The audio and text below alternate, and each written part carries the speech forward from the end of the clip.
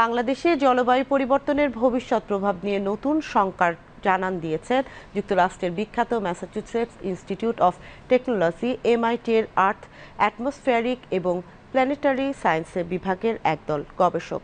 গবেষণায় উঠে এসেছে বাংলাদেশে বড় ধরনের ঘূর্ণিঝড়ের ঝুঁকি আরও বাড়বে। আগে যে ধরনের বড় ঝড় ১০০ বছরে একবার হতো, এখন তা ১০ বছরেই হতে পারে। এই ঝুঁকি অঞ্চলভেদে ও মৌসুম ভেদেও ভিন্ন হতে পারে। আফরিন জাহানের রিপোর্ট। যুক্তরাষ্ট্রের ম্যাসাচুসেটস ইনস্টিটিউট অফ টেকনোলজি এমআইটি-এর আর্থ, অ্যাটমসফিয়ারিক এবং প্ল্যানেটারি সায়েন্সেস বিভাগের গবেষকরা জানিয়েছেন, বিশ্বের সবচেয়ে জলবায়ু ঝুঁকিতে থাকা দেশগুলোর একটি বাংলাদেশের জন্য ঝুঁকিটাও ভবিষ্যতে আরও বাড়বে। এই ঝুঁকি অঞ্চলভেদে ও মৌসুম ভেদেও ভিন্ন হতে পারে। এছাড়া বাংলাদেশের উপকূলে ঘূর্ণিঝড়ের সময় জলোচ্ছ্বাসের ঝুঁকি 10 গুণ বাড়তে পারে। বুয়েটের পানি সম্পদ ইনস্টিটিউটের অধ্যাপক ডক্টর মাশফিকুস সালেহীন জানিয়েছেন, ভবিষ্যতে প্রাক মৌসুমি বা মৌসুমি বায়ু পরবর্তী সময়ে বাংলাদেশে ঝড় বা জলোচ্ছ্বাসের প্রবণতা বাড়তে পারে। আমি যেটা মনে করি, এই ঘন ঘন যে দুর্যোগ হওয়া, এটার জন্য দুইটা জিনিসই দায়ী।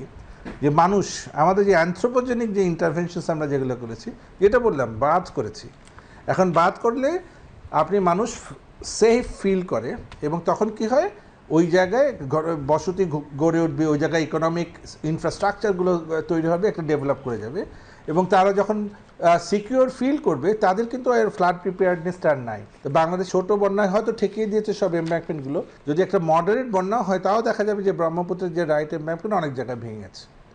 এমআইটি-এর আর্থ, অ্যাটমসফিয়ারিক এবং প্ল্যানেটারি সায়েন্সেস বিভাগের গবেষণায় বলা হয়েছে, ভবিষ্যতের ঝুঁকি বোঝার জন্য শুধু অতীতের পর্যবেক্ষণের উপর নির্ভর করা যাবে না। জলবায়ু ইতোমধ্যেই পরিবর্তিত হচ্ছে এবং প্রাকৃতিক দুর্যোগের পুনরাবৃত্তির হার বাড়ছে। অর্থাৎ যেসব ঝড় জোয়ারকে আগে ১০০ বছরে একবারের ঘটনা বলে ধরা হতো, সেগুলোকে এই শতাব্দীর শেষের দিকে প্রতি 10 বছর বা তারও কম সময়ে একবার করে ঘটতে পারে। মেইনটেনেন্স বাংলাদেশের যেটা হয়েছে যে আমরা যখনই এই ধরনের বড় বড় ইনফ্রাস্ট্রাকচার করি, আমরা ওগুলোকে ঠিকমতো মেইনটেইন করতে পারি নাই। শুধু ওয়াটার সেক্টরে না, আপনি যদি রোড সেক্টরে দেখেন, হ্যাঁ, মানে আমাদের লোকাল গভর্নমেন্ট, এলজিডি অথবা রোডস অ্যান্ড হাইওয়েজ, মোটামুটি চিত্র একই। কিন্তু এখানে এমব্যাঙ্কমেন্টগুলোর ক্ষেত্রে এটা কিন্তু খুবই মানে একটা ইম্পর্ট্যান্ট ফেনোমেনা, যেটাকে আমাদের ওভারলুক করার কোনো সুযোগ নাই। যখন আমরা মাঝে মধ্যে বড় বড় প্রকল্প নিয়ে এসে ওগুলোকে রিহ্যাবিলিটেট করেছি, কিন্তু তারপরেও আবার দেখা গেছে মেইনটেনেন্সের ওই ঘাটতি রয়ে গেছে। পরিবেশ বিশেষজ্ঞরা বলছেন, এমনটি যদি সত্যিই ঘটে, তবে দেশের উপকূলীয় এলাকায় কৃষি এবং সার্বিকভাবে জনজীবনে এর মারাত্মক প্রভাব পড়তে পারে।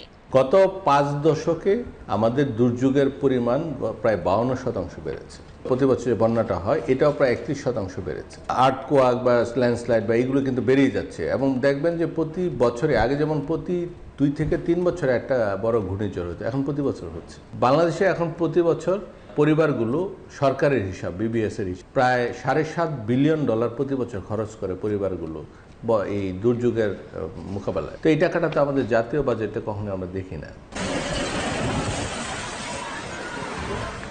জলবায়ু পরিবর্তনের গতি এভাবে চলতে থাকলে ভবিষ্যতে ঘূর্ণিঝড় ও জলোচ্ছ্বাস কত ঘন ঘন হতে পারে তা তুলে ধরা হয়েছে গবেষণায়। অর্থাৎ জলবায়ু পরিবর্তনের কারণে ঘূর্ণিঝড়ের বিরতির সময় 75 দিন থেকে কমে মাত্র 15 দিন হতে পারে বলে ধারণা করা হচ্ছে। এমআইটির এই গবেষণায় বলা হয়েছে, অতীতের উপর নির্ভর না করে বাংলাদেশের উপকূলীয় অঞ্চলের জন্য আগাম সতর্কতা এবং টেকসই উন্নয়ন পরিকল্পনা গুরুত্বপূর্ণ ভূমিকা রাখতে পারে। আফরিন জাহান, বিটিভি নিউজ, ঢাকা।